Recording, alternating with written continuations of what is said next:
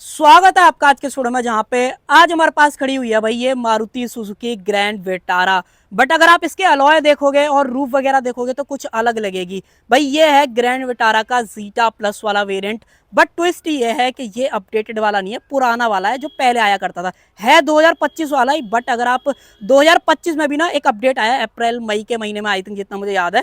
बाकी उसमें कुछ नए फीचर्स भी ऐड हुए हैं, कुछ चेंजेस भी आए हैं। बट एक चीज मैं आपको बता देता हूँ, इस वीडियो को आप देखना और उसके बाद आप उस नए वाले को देखना, आपको ये चीज समझ में आ जाएगी कि ये कहीं ना कहीं आपको ज्यादा वैल्यू फॉर मनी मिलेगा। यहाँ पे फीचर्स भी ज्यादा हैं, पैसे भी कम है, डिस्काउंट भी मिल जाएगा, और जो आरटीओ है यूपी के अंदर वो भी आज की डेट में इसके ऊपर जो है वैलिड है।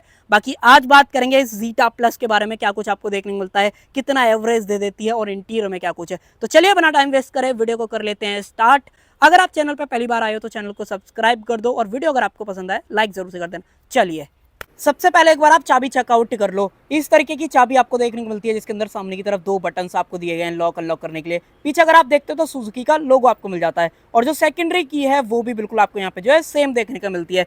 अगर आप इस चाबी की बात करोगे ना तो बेस वेरिएंट से लेकर टॉप एंड वेरिएंट तक बिल्कुल सेम आ रही है, चाबी में कोई भी आपको फर्क नहीं देखने को मिलता है। अब दूसरी चीज मेन बात आ जाती है प्राइसिंग की। अगर आप ये जीटा प्लस वाला वेरिएंट कंसीडर करते हो डुअल टोन के अंदर, तो यहाँ पे आपको जो है 18,74,000 18.74 लाख एक्स शोरूम जो है देने पड़ेंगे डीलरशिप को। बाकी टीओ वगैरह इंश्योरेंस वगैरह की कॉस्ट जो है अलग होने वाली है। अगर आपको एग्जैक्ट ऑन रोड प्राइस जानना है वो एक बार आप जो है वीडियो का डिस्क्रिप्शन देख सकते हो, वहां पे आपको जो है मिल जाएगा। दूसरी चीज एक और बता देता हूँ, ये जो स्ट्रॉन्ग हाइब्रिड वाला वेरिएंट है, यहाँ पे अगर आप यूपी में जो है इस गाड़ी को कंसीडर करते हो तो यहाँ पे आपको रजिस्ट्रेशन या फिर आरटीओ जो टैक्स जाने वाला है स्टेट गवर्नमेंट को, वो आपको नहीं देना पड़ेगा। यहाँ पे जो सब्सिडी है वो आपको देखने को मिल जाती है। तो ये पहला एडवांटेज बन जाता है अगर आप ये स्ट्रॉन्ग हाइब्रिड वाली जो गाड़ी है प्लान करते हो। दूसरी चीज, ये जीटा वाला वेरिएंट मैं आपको इसलिए दिखा रहा हूँ क्योंकि हाल ही में जो है मारुति ने अपना पूरा लाइनअप अपग्रेड कराया। अगर आप ग्रैंड विटारा की बात करते हो, ये जो वेरिएंट है ना है 2025 वाला, बट ये अप्रैल से पहले वाला है। तो यहाँ पे ना थोड़े से आपको फीचर्स और वो ना ज्यादा मिल जाएंगे नए वाले से। अब वो मैं ऐसा क्यों बोल रहा हूँ, वो आप ये वीडियो जब देखोगे तब आपको समझ में आ जाएगा ये वाली लाइन मैंने क्यों बोली थी। अब बढ़ते हैं आगे की तरफ, क्या कुछ आपको देखने को मिल जाता है। सबसे पहले तो by functional indicators and DRLs आपको सामने की तरफ देखने को मिलते हैं। बाकी जो हेडलैम्प हैं वो आपको सिंगल प्रोजेक्टर के अंदर यहाँ पे दे रखी है। हाई बीम लो बीम इसी के अंदर मिलेगी, और जो ऑटो हेडलैम्प वाला फीचर है वो भी आपको जो है यहाँ पे मिल जाता है। इससे ऊपर एक वेरिएंट और आता है अल्फा प्लस के नाम से, वो मैंने आपको स्टार्टिंग में बता ही दिया था। आगे बात करें तो टो करने का ऑप्शन यहाँ पे मिल जाता है। अब देखो अगर आप ये स्ट्रॉन्ग हाइब्रिड वाली प्लान करते हो ना, अगर ग्रैंड विटारा को लोगे, यहाँ पे कुछ जो चीज है ना वो अलग मिलती है नॉर्मल वाली से। वो क्या कि नीचे वाली जो स्किड प्लेट है वो आपको डार्क ग्रे के अंदर देखने को मिल जाती है, और जो ये वाली ग्रिल है ये तो सेम है, बट जो ये क्रोम है ये नॉर्मल क्रोम नहीं है, ये आपको डार्क क्रोम यहाँ पे देखने को मिलता है। ये आप डिफरेंस देख सकते हो, ये नॉर्मल क्रोम है और ये डार्क क्रोम है। तो स्ट्रॉन्ग हाइब्रिड और नॉर्मल जो अपनी आती है ग्रैंड विटारा 1.5 लीटर के इंजन के साथ में, उसमें इतना अंतर जरूर से आपको दिखेगा। और अंतर की बात करोगे तो जितनी भी क्लैडिंग है या फिर डोर पे नीचे बिडिंग है वो सारी मैट ब्लैक की जगह पियानो ब्लैक के अंदर आपको जो है यहाँ पे दी जा रही है। आगे बात करें और क्या कुछ आपको मिल जाता है। देखो सबसे पहले तो जो मैंने प्राइस आपको बताए थे वो डुअल टोन के थे। एक बार आप थीम चेकआउट करो, आपको कैसी लग रही है वो आप दूर से कमेंट सेक्शन में बता देना। अब देखो एक और चीज बताता हूँ, अगर आप ये जीटा प्लस वाला वेरिएंट लेते हो ना तो इसके ग्लासेस आप देखो एक बार, यहाँ पे जो है आपको यूवी कट ग्लासेस का जो ऑप्शन है वो देखने को मिल जाता है, जो कि कहीं ना कहीं कैबिन को ज्यादा ठंडा रखते हैं। आज की डेट में अगर आप टेम्परेचर की बात करोगे 43 डिग्री हो रहा है जिस टाइम मैं शूट कर रहा हूँ, और उसकी वजह से ना इन ग्लासेस की वजह से अंदर का टेम्परेचर जो है आपको 38-39 के आसपास जो है अंदर फील होएगा। तो वो चीज़ है, और थोड़ा सा एसी भी कम काम करेगा तो जो एवरेज है वो ज़्यादा मिल जाएगा। वैसे तो ये गाड़ी ऑलरेडी एवरेज थोड़ा सा ज़्यादा दे देती है, चलो स्टार्टिंग में बता देता हूँ। 28 किलोमीटर पर लीटर का पेट्रोल के अंदर कंपनी क्लेम कर रही है। बाकी जब बोनट खोलेंगे मैं आपको इंजन वगैरह दिखाऊंगा कैसे पॉसिबल है। आगे बात करें तो व्हील आप चेकआउट कर लो, इस तरीके के व्हील आपको देखने को मिलते हैं। अगर आप 2025 वाली अपडेटेड जीटा प्लस लेते हो तो वहाँ पे ऐसे अलॉय नहीं मिलेंगे, वहाँ पे इससे डाउनग्रेड वाले अलॉय मिलेंगे। डिज़ाइन अलग होएगा बट डुअल टोन नहीं आते, तो वो चीज़। बाकी एपेटेरा क्रॉस सीरीज वाले जो टायर हैं वो मिल जाते हैं, जिसका साइज आप एक बार चेकआउट कर लो। 215 60 17 ये टायर साइज आपको यहाँ पे दिया गया है। बाकी आगे की तरफ जो है डिस्क ब्रेक मिल जाते हैं। रियर में अगर आप चेकआउट करते हो तो रियर के अंदर भी जो डिस्क ब्रेक है वो यहाँ पे ऑफर करे गए हैं। एक और चीज़ बताता हूँ, इस गाड़ी की यूएसपी एक और है कि भाई यहाँ पे जो ग्राउंड क्लियरेंस है ना वो सबसे ज़्यादा देखने को मिल जाता है सेगमेंट में।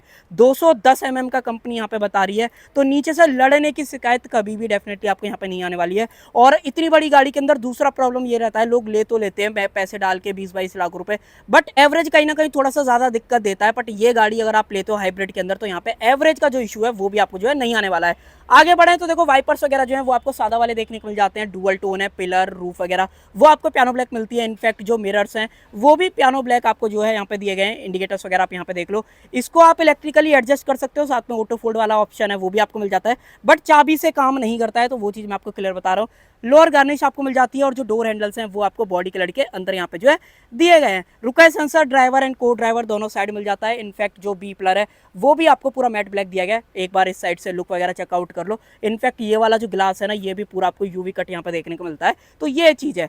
बाकी उसके अलावा एक चीज़ और मैं आपको बता देता हूँ, अगर आप ये थोड़ा सा पुराना वाला, पुराना तो क्या ही बोल रहा हूँ, अपडेट से पहले वाला लेते हो ना तो भाई यहाँ पे ऑलमोस्ट 50,000 तक का डिस्काउंट भी मिल जाएगा। बाकी जो RTO है वो तो आपको देना ही नहीं है, बट जो 50,000 का डिस्काउंट मिलेगा ना तो वो तो कमाल की चीज़ है ही। और फीचर्स भी कहीं ना कहीं थोड़े से आपको ज़्यादा मिल रहे हैं आज की डेट में अगर आप जीटा प्लस जो है कंसीडर करते हो। बाकी लुक बताओ आपको कैसी लग रही है पियानो ब्लैक क्लैडिंग्स वगैरह की। और अगर आप पेट्रोल वगैरह की बात करोगे तो यहाँ से आप जो है इसके अंदर पेट्रोल जो है डाल पाओगे। पीछे बढ़े, पीछे से एक बार आप लुक वगैरह चेकआउट करो, ऐसी कुछ कंप्लीट लुक आपको देखने को मिलती है। हाइब्रिड चूज करते हो तो स्पेशल जो बेज है वो आपको मिल जाता है, कनेक्टेड लाइट आपको दे रखी है, सुजुकी का लोगो है, ग्रैंड वेटारा की जो बेजिंग है वो आपको मिल जाती है। कैमरा जो है वो आपको यहाँ पे ऑफर कराया गया है, साथ में जो रियर ग्लास है उसके ऊपर डिफॉगर आपको मिल जाता है। यहाँ पे जो वाइपर है वो भी आपको दिया गया है। स्टॉप लैंप आपको यहाँ पे मिल जाती है और जो एंटेना है वो भी आपको सेफ जो शार्क फिन वाला है वो दिया गया है।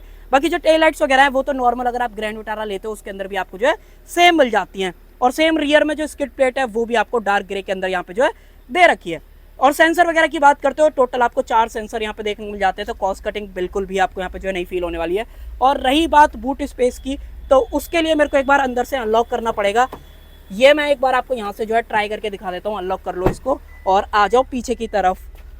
चाबी मेरे पास है इसलिए बीप कर रही है। ये देखो भाई 373 लीटर का जो बूट स्पेस है वो आपको देखने को मिल जाता है। अगर आपको बूट एक्सटेंड करना है इस तरीके से आप जो है यहाँ पे इसको एक्सटेंड कर सकते हो।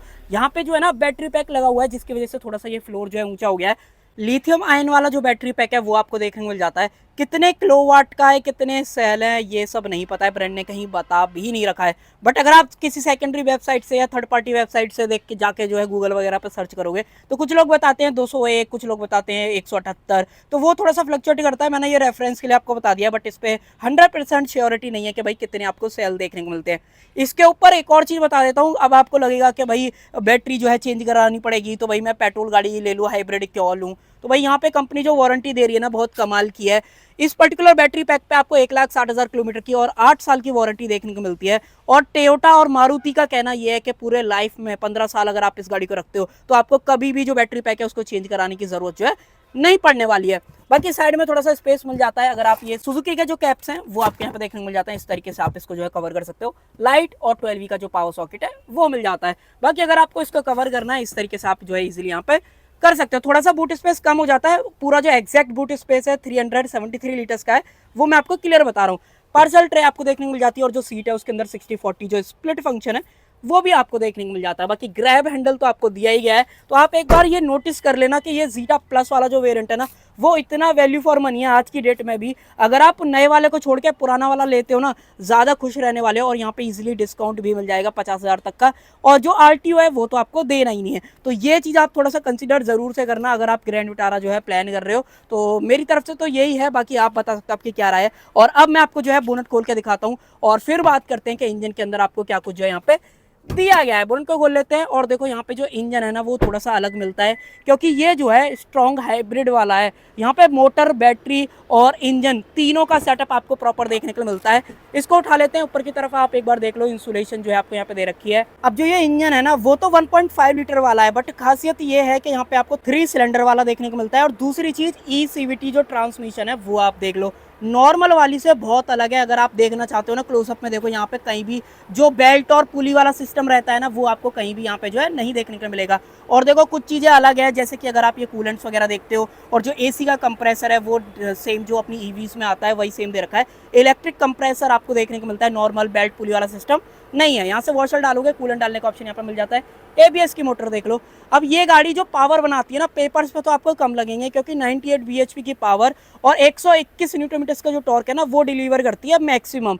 बट खासियत ये है कि जैसे ईवीज में इनिशियल टॉर्क आपको मिलता है, सेम हाइब्रिड गाड़ी के साथ भी है, क्योंकि यहाँ पे सीवीटी के साथ साथ ई सीवीटी है, कहने का मतलब electronic CVT transmission, continuous variable transmission, साथ में इलेक्ट्रॉनिक मोटर और ट्रांसमिशन कंबाइंड सीरीज में लगे हुए हैं। तो ऐसा फील देते हैं कि जैसे कि आप एक ईवी गाड़ी जो है यहाँ पे चला रहे हो। और जब ये स्विच होता है ना इंजन और मोटर के बीच में, तो आपको पता भी नहीं चलता है। ये जो टेक्नोलॉजी है ना बहुत रिफाइंड है, टोयोटा की बनाई हुई है, तो डेफिनेटली कोई भी शक करने वाली नहीं है। कैमरी वगैरह में बहुत टाइम से आ रही है। मल्टीपल टोयोटा के पास जो हाइब्रिड गाड़ी है ना वो आपको देखने को मिलती है। और ये जो बॉडी स्टाइल है वो कहीं ना कहीं मारुति वाला आपको यहाँ पे जो देखने के लिए मिल जाता है। बाकी आप बता सकते हो आपको कैसी जो है इसकी पावर आउटपुट वगैरह लगी है। और देखो इंजन जो है चालू हो गया है, ये आप देखो थोड़ी सी आपको आवाज भी जो है आ रही होगी। एवरेज वगैरह बता देता हूँ। अब ये जो गाड़ी है ना, मैंने स्टार्टिंग में आपको बता दिया था 28 किलोमीटर पर लीटर का एवरेज देगी पेट्रोल के अंदर। वो किसकी वजह से? बैटरी और मोटर का जो कॉम्बिनेशन है उसकी वजह से।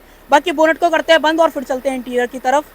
और जब इंजन स्टार्ट होता है ना तो थोड़ी सी आवाज आती है। और देखो डीआरएस भी मैंने फिलहाल ऑन कर दिया है, एक बार आप दूर से भी जो है इसका लुक वगैरह चेकआउट कर सकते हो। और अब बढ़ते हैं इंटीरियर की तरफ, फिर जो है इंटीरियर में देखते हैं क्या कुछ आपको दिया गया। और देखो रिक्वेस्ट सेंसर मैंने आपको बता ही दिया था। अंदर आ जाते हैं, अंदर क्या कुछ आपको जो है यहाँ पे दिया गया है। सबसे पहले तो डोर से स्टार्ट करते हैं। देखो यहाँ पे जो है आपको चारों पावर विंडोज मिल जाते हैं। ऑटो अप ऑटो डाउन जो है ड्राइवर के लिए दिया गया है, एंटी पिंच फंक्शन मिल जाएगा, बट बाकी की जो विंडोज है वो नॉर्मल मिलती है। मिरर के सारे कंट्रोल्स हैं, चाइल्ड सेफ्टी का लॉक है, लॉक अनलॉक करने का ऑप्शन यहाँ पे मिल जाता है। और जो डोर लीवर है वो क्रोम के अंदर दिया गया है। और देखो जो लेदर का टच है ना वो देखो डोर पे यहाँ पे भी मिल जाता है, यहाँ पे भी दिया गया है। और ये जो स्टिचिंग है वो आपको इससे मिलती जुलती कहीं ना कहीं आपको मिलने वाली है। अब देखो इस गाड़ी के बारे में एक और चीज बहुत बढ़िया है, वो है इसका म्यूजिक सिस्टम। अब इसके अंदर सबसे पहले तो जो इंफोटेनमेंट है वो 9 इंचेस का है, जो कि आपको आर्कमीज या फिर हरमन की तरफ से, स्पीकर आर्कमीज की तरफ से आते हैं और जो इंफोटेनमेंट है वो हरमन की तरफ से आता है। एज सच मेंशन वगैरह नहीं है, बट अगर आप बैक साइड इसका देखोगे तो वहां पे दिख जाएगा। इस वाले बटन को दबाओगे तो इंफोटेनमेंट ऑफ हो जाता है, दोबारा दबाओगे तो ये ऑन भी जो है यहाँ पे हो जाएगा। और बहुत सारी मल्टीपल जो नोटिफिकेशन है या अलर्ट हिस्ट्री है वो आपको यहाँ पे जो है देखने के लिए मिलती है। कहने का मतलब वार्निंग जो आती है। बाकी इसका जो पूरा नाम है ना उसके बारे में थोड़ा सा मैं आपको बता देता हूँ। इसका पूरा नाम है स्मार्ट प्ले प्रो प्लस। इतना बड़ा नाम है, मारुति इसको जो है ये नाम दे रही है। बाकी कनेक्टेड कार वाले फीचर्स भी आपको देखने को मिलते हैं। अगर आप इसका रिवर्स कैमरा चेक करना चाहते हो तो वो सबसे पहले मैं आपको दिखा देता हूँ। ये देखो ऐसी कुछ क्वालिटी आपको देखने को मिलती है। थोड़ा सा बीप भी आ रही होगी क्योंकि पीछे जो है वॉल है।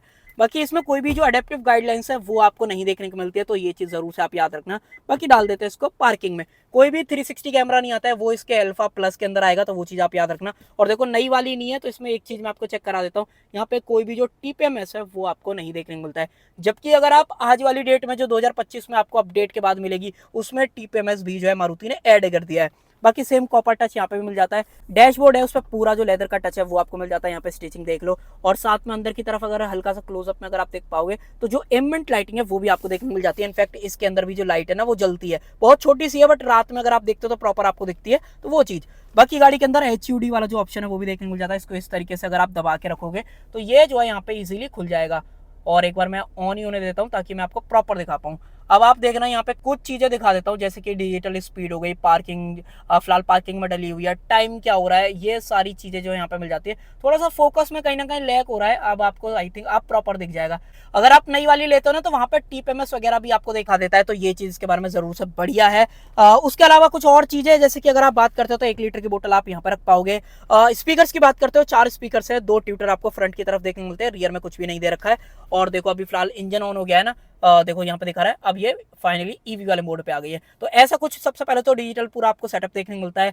पावर, इको, चार्ज, ये वाला ऑप्शन कैसे आप चला रहे हो, यानी कि गैस पेडल अगर आप प्रेस करते हो तो इको वाले मोड में चलती है, पैडल पे से पैर हटा देते हो तो वो चार्ज वाले मोड में जाने लगती है। जैसे ईवीज में रीजनरेटिव ब्रेकिंग होती है, सेम आपको यहाँ पे भी जो देखने के लिए मिल जाता है।